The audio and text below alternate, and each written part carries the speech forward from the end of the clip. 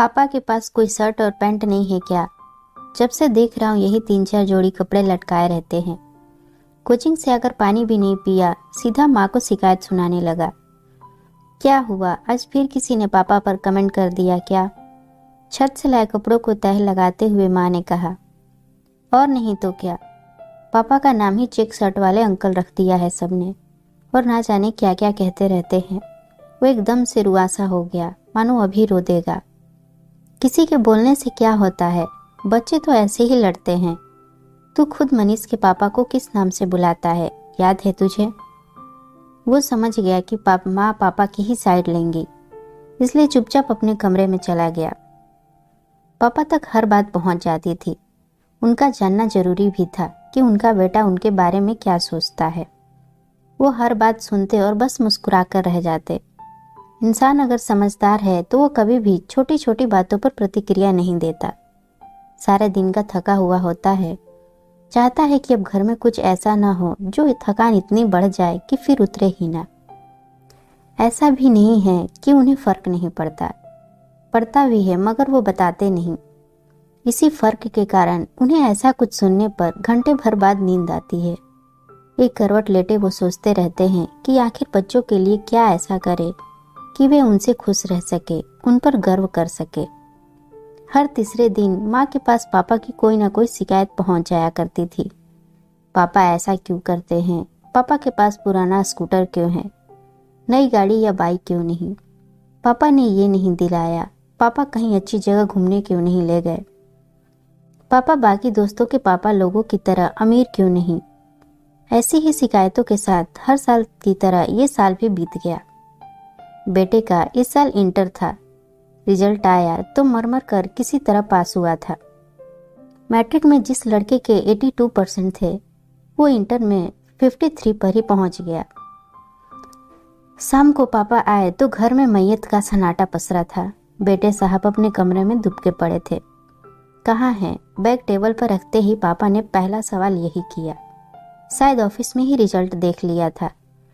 जाने दीजिए ना, पहले ही बहुत डरा हुआ है। माँ पापा के मूड को भांप गई थी, इसलिए चाह रही थी कि फिलहाल बेटा इनके सामने ना ही आए तो अच्छा है। उसे बुलाओ जल्दी, और ये अपनी ममता ना साल भर के लिए बचा कर रखो। साल भर हम हर गलती माफ करते हैं, कभी बोलने नहीं जाते, मगर आज तुम्हारी ये ममता एक पिता के गुस्से को रोक नहीं सकती। यहाँ बुलाओ उसे। अगर हम कमरे में चले गए तो आज लात बाँह छिटका देंगे। माँ समझ गई कि पिता का गुस्सा तूफान बन चुका है, और उस तूफान को ये ममता का छाता रोक न पाएगा। किसी भी घर में ऐसे समय माँ को दुविधा में डाल देता है। माँ उसे कमरे से समझा बुझा कर लाई। जो अक्सर पिता के बारे में नुक्स निकालता रहता था, आज एकदम सहमा हुआ सा खड़ा था।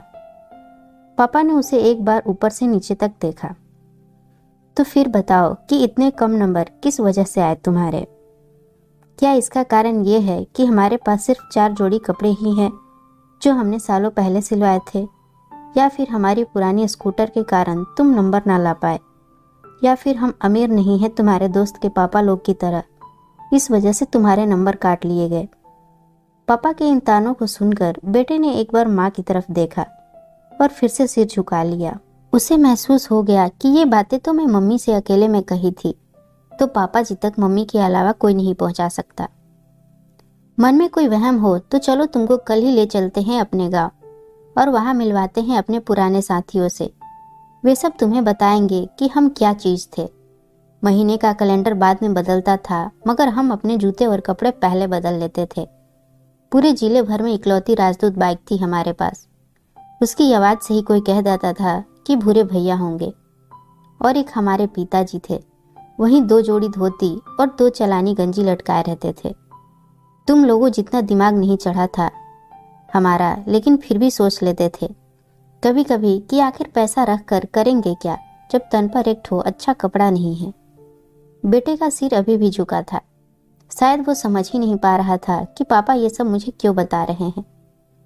वक्त बदला, हालात भी बदल गए। पिताजी असमय चले गए। उनके जाने के बाद बुद्धि खुली। समझ आ गया कि पिता के होते तक ही मौज है, उसके बाद तो जरूरतें पूरी हो जाए वही बहुत है। खुद को जानते थे। हमें पता था कि खुद को खेत में जोत कर कुछ खास कर नहीं पाएंगे, इसलिए पढ़ाई में मन लगाने लगे। किस्मत अच्छी रही कि नौकरी मिल गई। आधी बुद्धि तो पिताजी के जाने के बाद ही खुल गई थी और आधी खुली जब तुम हुए। पापा आज अपनी पूरी भड़ास निकाल देने के मूड में थे। तुम्हारे पैदा होने के बाद हमें समझ आया कि पिताजी वो 2 जोड़ी धोती और गंजी में कैसे सालों बिता देते थे। ये जो तुम अमीर घरों के बच्चों के बीच पढ़ते हुए हमारे पैंट शर्ट पर शर्मिंदगी महसूस करते हो, महंगा फ़ोन चलाते हो, वो जो लैपटॉप लिए हो पढ़ने के लिए और चलाते गेम और फिल्में हो, ये कपड़े जूते ये सब इसलिए हैं क्योंकि हमारे पास सालों से सिर्फ 4 जोड़ी कपड़े हैं।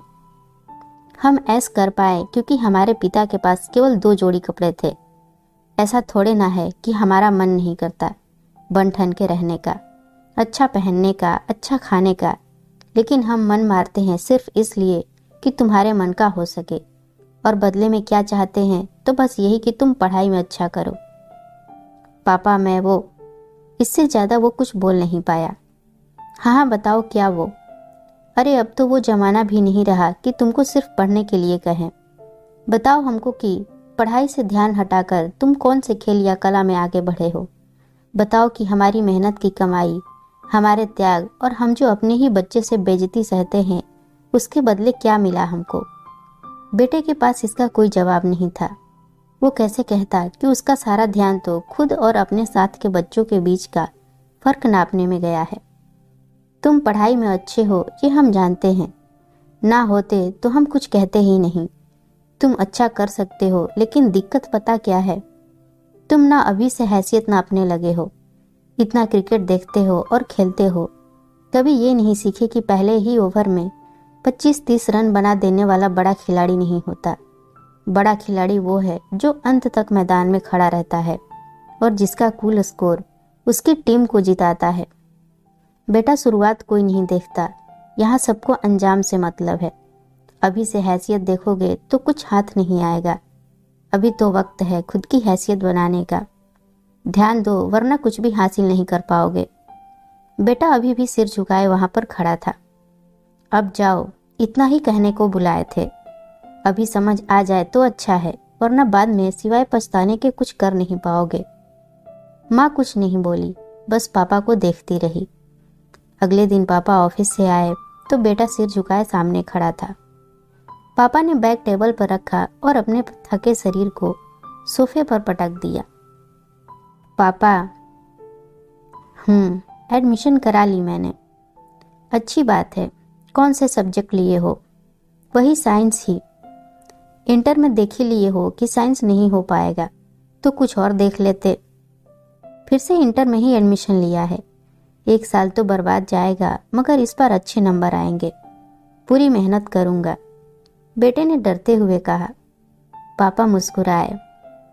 पढ़ना तुमको है बेटा, हम बस ये चाहते हैं कि अच्छा बुरा के बीच का फर्क जान जाओ। और ध्यान रखना कि अगर मेहनत होती रहे तो साल कभी बर्बाद नहीं जाता। बेटा पिता की बातों को समझ गया था। ये देखकर पिता को अच्छा लगा। कुछ देर बाद बेटा घर अंदर से एक पैकेट लेकर आया और पापा को थमा दिया।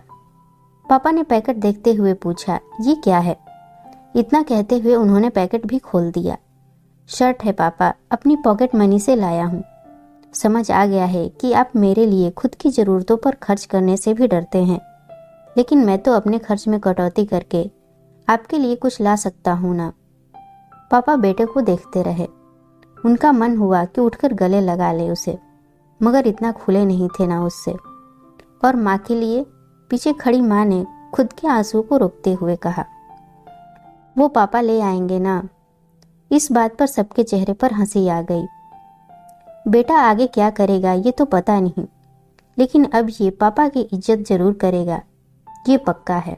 दोस्तों आपको ये कहानी कैसी लगी हमें कमेंट में ज़रूर बताएं, और अगर पसंद आई हो तो इसे लाइक, शेयर और मेरे चैनल को सब्सक्राइब करें। फिर मिलते हैं एक नई कहानी के साथ।